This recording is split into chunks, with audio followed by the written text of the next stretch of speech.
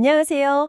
여러분이 보내주신 자료, 바로 데이터 분석 준 전문가 ADSP 시험 기출 문제들을 함께 살펴보려고 합니다. 네, 안녕하세요. 특히 많은 분들이 보시는 2025 ADSP 한 권으로 끝내기 교재, 거기 13회부터 23회까지 문제들 중에서요. 좀 핵심적인 내용들, 그리고 좀 까다롭다 싶은 부분들 중심으로 얘기 나눠볼게요. 네, 좋습니다. 기출문제를 보면 정말 중요한 개념들이 반복해서 나오더라고요. 맞아요. 그래서 이번 탐구의 목표는 단순히 문제 유형 훑는 게 아니고요. 그 문제들 속에 숨어있는 데이터 분석의 핵심 원리, 이걸 좀 이해하고 네, 또 시험에서 자주 묻는 포인트가 뭔지, 그리고 어떤 부분을 좀 놓치기 쉬운지 이런 걸 제대로 짚어보려는 거죠. 맞습니다. 시험 준비하시는 분들뿐만 아니라 데이터 분석 기본기 다지고 싶은 분들께도 도움이 될 것 같아요. 네, 그쵸. 최신 경향 따라잡고 싶은 분들도요. 자, 그럼 바로 시작해 볼까요? 네, 기출 문제들을 보면 단순히 정의만 묻는 것 같으면서도 그 의미를 제대로 아는지 이걸 확인하려는 질문들이 참 많더라고요. 맞아요. 예를 들어서 데이터의 가장 기본적인 개념부터 시작해보죠. 그 DIKW 피라미드요. 다들 들어보셨을 텐데 데이터, 정보, 지식, 지혜로 이어지는 그 과정이잖아요. 네, 그렇죠. 기출에서도 이 구성 요소를 묻곤 하는데 이게 그냥 순서만 외운다고 될까요? 물론 순서도 알아야겠지만 더 중요한 건 이 피라미드가 왜 데이터 분석에서 중요한 기본 틀이 되는지 그 과정을 이해하는 거예요. 과정이요? 네. 원석 같은 데이터가 있지 않습니까? 여기에 이제 의미 있는 맥락이 딱 부여되면 정보, 인포메이션이 되고요. 아하. 이 정보들 속에서 어떤 패턴이나 규칙을 발견하면 그게 바로 지식, 날리지가 되는 거죠. 네네. 그리고 최종적으로 이 지식을 바탕으로 실제 문제를 해결하고 더 나은 의사결정을 내리는 단계. 이게 바로 지혜, 위스덤입니다. 그렇군요. 결국 데이터 분석의 최종 목표가 바로 이 지혜 단계, 그러니까 데이터로부터 가치를 창출하고 전략적인 통찰을 얻는 거랑 이어진다고 볼 수 있는 거죠. 아하. 그러니까 단순히 데이터를 막 모으는 게 아니라 그걸 어떻게 정보, 지식, 그리고 궁극적으로는 진짜 쓸모있는 지혜로 만들어가느냐, 이게 핵심이라는 거군요. 맞습니다. DIKW 피라미드가 분석의 목표를 딱 설정하는 데 도움을 주는 그런 틀인 거죠. 그렇네요. 그리고 데이터 자체의 종류를 구분하는 것도 중요하죠. 양적으로 측정 가능한 데이터랑 그렇지 않은 데이터 말이에요. 네네. 정량적 데이터랑 정성적 데이터 구분하는 거요. 이게 분석 방법을 선택하는 거의 첫걸음이라고 할 수 있어요. 첫 걸음이요? 예를 들어 강수량 같은 정량적 데이터는 평균이나 합계를 구할 수 있잖아요. 네. 근데 기상특보 내용 같은 정성적 데이터는 그게 안 되죠. 텍스트 분석이나 빈도 분석 같은 다른 접근이 필요한 거예요. 완전히 다른 접근이군요. 네, 그렇죠. 이런 기본적인 데이터의 성격을 파악하는 것부터 분석이 시작되는 겁니다.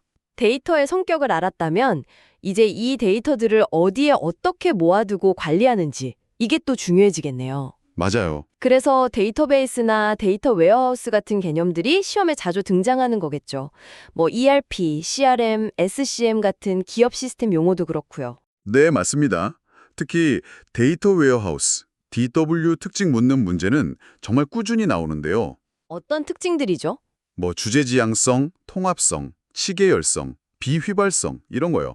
근데 이걸 그냥 외우기보다는 왜 이런 특징들이 분석에 중요한지를 생각해 보면 좋아요.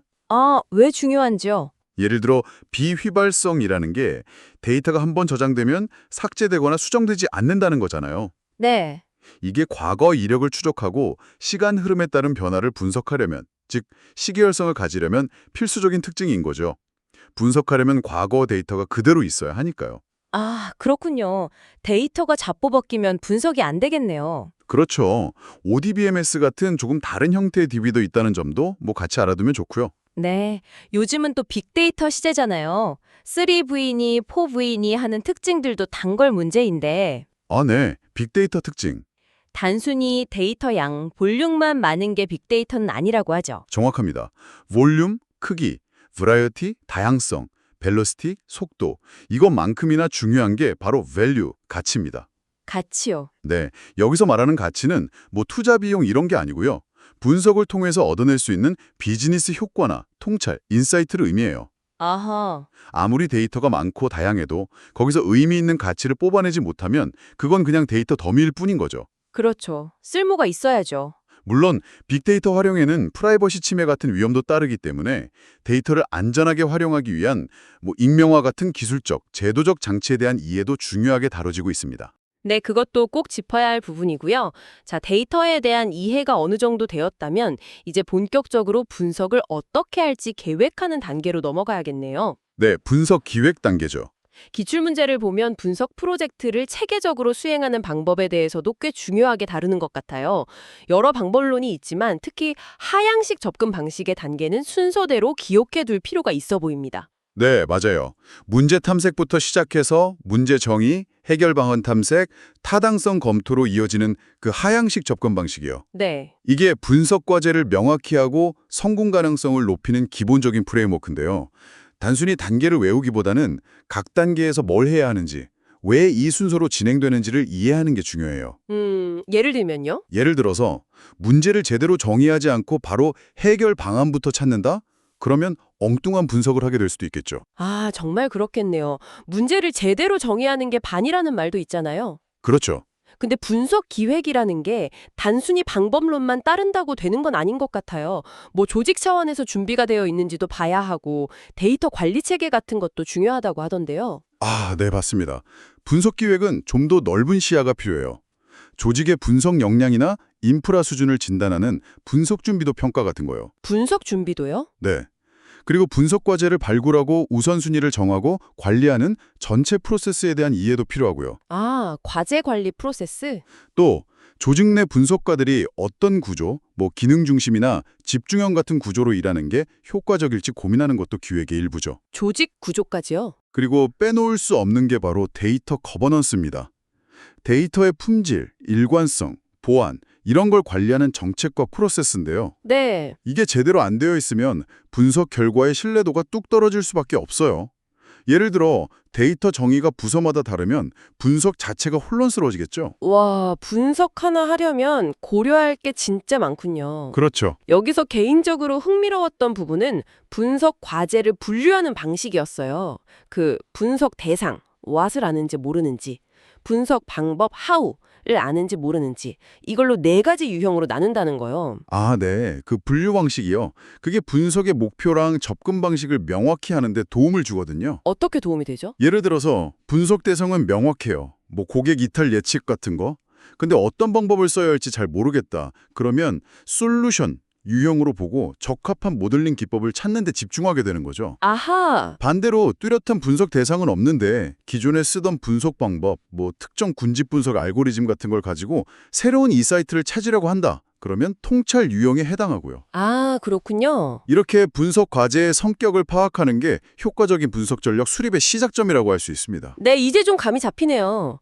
자, 이제 드디어 데이터 분석의 꽃이라고 할 수 있는 실제 분석 기법들로 넘어가 보겠습니다. 네, 드디어 분석 기법이네요. 가장 기본이 되는 통계 개념부터 시작해야겠죠. 그 측정 척도요. 명목, 서열, 등간, 비율. 이거 구분하는 거 왜 중요한 건가요? 그건 측정 척도에 따라서 적용할 수 있는 통계 기법이 달라지기 때문이에요. 아, 적용할 수 있는 기법이 다르군요. 네, 예를 들어 서열 척도, 만족도 같은 거 있잖아요. 매우 불만족부터 매우 만족까지. 순서는 있지만 각 구간의 간격이 일정하다고 볼 수는 없거든요. 네. 그래서 평균을 구하는 게 의미가 없죠. 반면에 등간 척도, 온도 같은 거는 간격은 일정한데 절대적인 0점이 없어요. 그래서 비율 계산, 예를 들어 20도씨가 10도씨보다 2배 따뜻하다? 이런 말은 못하는 거죠. 아하, 그렇네요. 데이터 종류에 맞는 분석법을 선택하려면 이 척도 구분이 먼저 되어야 하는 거죠. 네, 기본 중에 기본이군요. 네, 확률 개념, 조건부 확률 같은 거나 기본적인 확률 분포, 베르누이 분포 같은 거요. 기술 통계, R의 서머리 함수나 IQR 같은 개념들, 그리고 추론 통계의 기본인 점 추정, 구간 추정, 신뢰 구간의 의미 같은 것들도 탄탄히 다져둬야 하는 기초 체력입니다. 특히 그 신뢰 구간의 의미, 모수가 구간 안에 있을 확률, 이게 아니라면서요. 아, 네. 그거 많이 헷갈려 하시죠? 네. 그게 아니라 같은 방법으로 100번 추정했을 때 한 95번 정도는 실제 모수를 포함하는 구간을 얻게 된다는 그 방법 자체의 정확성을 의미하는 거예요. 아, 방법의 정확성. 이거 중요하겠네요. 그럼 이제 가설을 세우고 검증하는 단계로 가볼까요? 가설 검증? 네. 가설 검정. 여기서 가장 헷갈리는 부분이 1종 오류, 2종 오류, 그리고 P-밸류인 것 같아요. 맞아요. 가설 검정은 데이터 분석 결과를 해석하는 진짜 핵심적인 과정이죠. 그렇죠. 먼저 귀무 가설 H0, 즉 효과 없다, 차이 없다는 가설이랑 대립 가설 H1, 효과 있다, 차이 있다는 가설을 설정하고요. 네. 분석 결과를 바탕으로 귀무 가설을 기각할지 말지 결정하는 거죠. 이때 발생할 수 있는 오류가 두 가지인데 1종 오류는 귀무 가설이 사실인데 기각하는 실수, 알파. 2종 오류는 귀무 가설이 거짓인데 채택하는 실수, 베타예요. 아, 복잡하네요. 어떤 오류를 더 중요하게 피해야 할지는 분석 상황에 따라 달라져요. 예를 들어 신약 개발에서는 효과 없는 약을 효과 있다고 판단하는 1종 오류가 더 치명적일 수 있죠. 아, 그렇겠네요. 큰일 나겠네요. 그렇죠. 그럼 P-밸류는 이 결정에 어떤 역할을 하나요? P-밸류는요. 귀무 가설이 맞다는 가정하에서 우리가 얻은 데이터 혹은 그보다 더 극단적인 데이터가 관찰될 확률을 말해요. 관찰될 확률이요? 네. 이 확률이 아주 작다면 보통 설정한 유의 수준, 알파, 예를 들어 0.05보다 작다면 귀무 가설이 맞다고 보기엔 너무 일어나기 힘든 결과가 나왔네. 그러니까 귀무 가설 기각하자. 이렇게 판단하는 근거가 되는 거죠. 아하, 그러니까 P-밸류가 작을수록 귀무가설을 버릴 근거가 강해지는 거군요. 맞습니다. 실제 분석에서는 T-검정, 두 집단 평균 비교할 때 쓰는 거나 카이-제곱 검정, 범주형 데이터 분석할 때 쓰는 것 같은 구체적인 방법을 통해서 이 P-밸류를 계산하게 되고요. 아, 이제 좀 명확해지는 것 같습니다. 그럼 이제 모델링으로 넘어가서 회귀 분석 이야기를 해볼까요? 이건 정말 시험에 자주 나오는 단골 손님이죠. 네, 회귀 분석은 진짜 중요해요. 특히 선형 회귀에서는 잔차 분석이 중요하다고 하던데요. 네, 잔차는 실제값이랑 예측값의 차이인데 이 잔차들이 특정 패턴 없이 무작위로 막 흩어져 있어야 모델 가정이 충족된다고 봐요. 무작위로요? 네, 만약 잔차가 이렇게 깔때기 모양이다 이러면 등분산성 과정이 깨진 거고요. U자 형태다 그러면 선형성 과정이 깨졌을 수 있어요. 아, 그럼 어떻게 해요? 후자 같은 경우엔 독립변수의 제곱한 같은 비선형항을 추가하는 걸 고려해 볼 수 있죠. 단순히 모델을 돌리는 것뿐만 아니라 이런 진단 과정을 통해서 모델이 적절한지 평가하는 능력이 중요해요. 그렇군요. 모델 진단. 모델 전체의 유의성을 보는 F검정이나 반응 변수가 범주형일 때 쓰는 로지스틱 회귀 같은 것도 당연히 핵심적인 내용이고요. 네, 변수가 여러 개일 때는 어떤 변수를 모델에 넣을지 선택하는 것도 중요하다고 들었어요. 맞습니다. 변수 선택. 모델의 예측력이랑 해석력을 높이는 데 중요하죠. 너무 많은 변수는 오히려 모델을 복잡하게 만들고 과적합 문제를 일으킬 수 있거든요. 과적합이요? 네. 그리고 결정계수 R 스퀘어는 모델이 데이터 변동성을 얼마나 설명하는지 보여주는 지표지만 변수가 많아지면 무조건 높아지는 경향이 있어서 조정된 결정계수 어저스티드 R 스퀘어를 같이 보기도 하고요. 아, 조정된 결정계수. 다중공선성이라는 건 독립변수들끼리 너무 강하게 연관되어 있어서 회귀계수 추정이 불안정해지는 문제인데 이런 문제들을 인지하고 대처하는 방법을 아는 것이 중요합니다. 네, 고려할 게 많네요. 회귀 분석만큼이나 중요한 게 분류랑 군집 분석이죠. 의사결정 나무부터 시작해 볼까요? 가지치기나 정지규칙 같은 개념이 왜 필요한 건가요? 의사결정 나무는 데이터를 계속해서 나누어 가잖아요.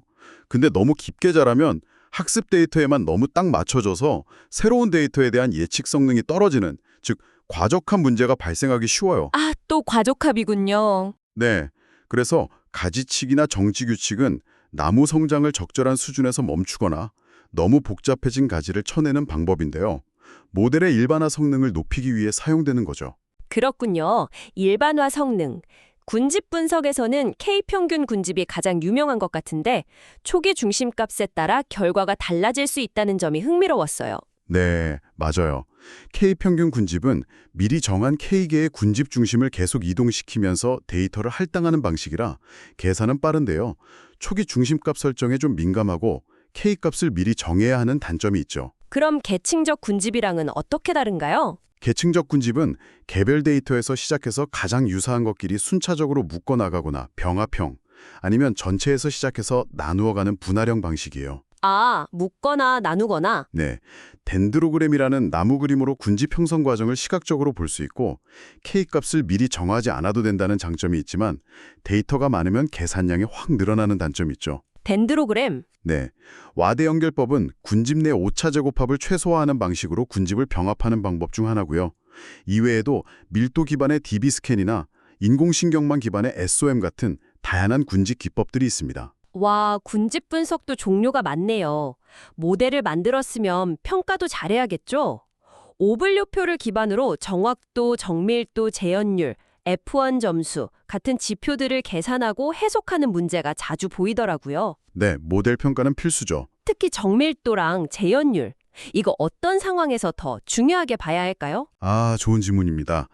정확도는 전체 예측 중 맞힌 비율인데 데이터가 좀 불균형할 때 예를 들어 정상 메일 99%, 스팸 메일 1% 이럴 때는 모델 성능을 제대로 나타내지 못할 수 있어요. 아, 그렇죠. 다 정상이라고만 해도 99%니까. 맞아요. 그래서 정밀도랑 재현율 또는 민감도 센시티비티를 같이 보는데요. 정밀도는 모델이 파지티브라고 예측한 것 중에 실제 파지티브인 비율이고요. 네. 재현율은 실제 파지티브인 것 중에 모델이 파지티브로 예측한 비율이에요. 예를 들어 주실 수 있나요? 예를 들어 스팸 메일 분류에서는 정상 메일을 스팸으로 잘못 분류하면 안 되잖아요. false positive. 이걸 줄이는 게 중요하니까 정밀도가 중요할 수 있고요. 그렇죠. 중요한 메일 놓치면 안 되니까. 반대로 암 진단 같은 경우는 실제 암 환자를 놓치면 안 되겠죠. false negative. 그러니까 재현율이 더 중요할 수 있는 거예요. 아하, 상황에 따라 다르군요. 네, F1 정수는 이 둘의 조합 평균으로 두 지표를 균형 있게 고려할 때 사용하고요. ROC 곡선은 이런 분류 모델의 성능을 시각적으로 비교하고 임계가 변화에 따른 성능 변화를 보여주는 아주 유용한 도구입니다. 상황에 따라 중요하게 봐야 할 지표가 다르다는 점, 이거 꼭 기억해야겠네요. 이제 연관규칙 분석으로 넘어가 볼까요? 장바구니 분석으로 유명한데 지지도, 신뢰도, 향상도, 이 세 가지 지표가 핵심이죠. 네, 연관규칙의 삼총사죠. 특히 향상도, 리프트가 1보다 크다는 건 어떤 의미인가요? 향상도는요, A를 구매했을 때 B를 구매할 조건부 확률이 그냥 B를 구매할 확률, 그러니까 A 구매 여부와 상관없이 B를 살 확률보다 얼마나 더 높은지를 나타내는 거예요. 얼마나 더 높은지. 네. 그래서 향상도가 1보다 크다는 것은 A의 구매가 B의 구매 확률을 높인다. 즉, 둘 사이에 양의 연관성이 있다는 뜻입니다. 아, 같이 잘 팔린다 이런 거군요. 그렇죠. 반대로 1보다 작으면 음의 연관성, 1에 가까우면 서로 별 관계 없다, 독립적이다 이렇게 해석할 수 있죠. 에프리오리 알고리즘은 이런 연관 규칙을 효율적으로 찾아내는 대표적인 방법이고요. 네. 마지막으로 기출 문제들을 보면 주성분 분석, PCA, 앙상블 기법, 시계열 분석, 그리고 최근에는 딥러닝 기초까지 다루는 범위가 점점 넓어지는 것 같아요. 네, 맞아요. 분석 기법의 스펙트럼이 점점 넓어지고 있죠. 이 부분들은 어떻게 접근하면 좋을까요? PCA는 변수가 너무 많을 때 차원을 축소해서 데이터를 요약하는 데 유용하고요. 앙상블 기법, 백잉, 부스팅, 랜덤 포레스트 같은 것들은 여러 모델을 결합해서 단일 모델보다 더 안정적이고 높은 성능을 얻으려고 쓰는 거죠. 여러 개를 합치는 거군요. 네, 특히 랜덤 포레스트는 의사결정 나무를 기반으로 백잉이랑 변수 무작위 선택을 결합해서 성능을 높인 아주 인기 있는 기법이죠. 아, 랜덤 포레스트. 시계열 분석은 시간 흐름에 따른 데이터 패턴, 추세나 계절성 같은 걸 분석하고 미래를 예측하는 데 쓰이고 아리마 모델이나 정상성 확보를 위한 차분 같은 개념들이 중요하고요. 네. 딥러닝은 아직 기초적인 수준에서 다뤄지지만 인공신경망 ANN 기반이라는 점, 은익층 노드수 문제나 기울기 소실 문제 같은 기본적인 개념과 용어는 좀 익숙해질 필요가 있습니다. 정말 알아야 할 게 많네요. 네. 근데 이 모든 기법들을 막 깊게 파기보다는 각 기법이 어떤 문제를 해결하기 위해 나왔고 핵심적인 원리나 특징이 뭔지 그 중심으로 이해하는 것이 아마 효과적일 것 같습니다. 네, 핵심 원리 중심으로. 와, 정말 방대한 내용을 훑어봤네요. ADSP 기출문제를 통해서 데이터의 기초부터 기획, 그리고 다양한 분석 기법의 핵심까지 짚어봤습니다. 네, 정말 많은 내용을 다뤘네요. 단순히 문제랑 답을 외우는 걸 넘어서 각 개념이 왜 중요하고 어떻게 연결되는지 큰 그림을 그리는데 조금이나마 도움이 되었으면 좋겠습니다. 맞습니다. 오늘 나눈 이야기들은 비단 시험 합격만을 위한 것이 아니에요. 데이터를 이해하고 분석하는 능력은 앞으로 어떤 분야에서든 정말 중요한 경쟁력이 될 거거든요. 그렇죠. 복잡한 정보 속에서 핵심을 꿰뚫어보고 합리적인 근거를 바탕으로 판단하고 소통하는데 오늘 살펴본 개념들이 분명 좋은 밑거름이 될 거라고 생각합니다. 네, 저도 그렇게 생각합니다. 마지막으로 여러분께 생각해 볼 질문 하나 던지면서 마무리할까 합니다. 네. 오늘 살펴본 기출문제들은 결국 이론을 실제 데이터에 적용하고 그 결과를 해석하는 능력을 평가하고 있잖아요. 그렇죠. 적용과 해석 능력. 그렇다면 학습한 내용을 진짜 여러분의 것으로 만들기 위해서 주변의 작은 문제나 궁금증 하나를 골라서 만약 이걸 데이터 분석으로 풀어본다면 어떤 데이터를 모으고 어떤 분석 방법을 써볼 수 있을까 하고 한번 상상해보는 건 어떨까요? 아, 그거 좋은 방법인데요? 네, 거창하지 않아도 좋습니다. 이런 작은 시도들이야말로 오늘 나눈 지식들을 진짜 여러분의 역량으로 만드는 가장 확실한 방법일 테니까요.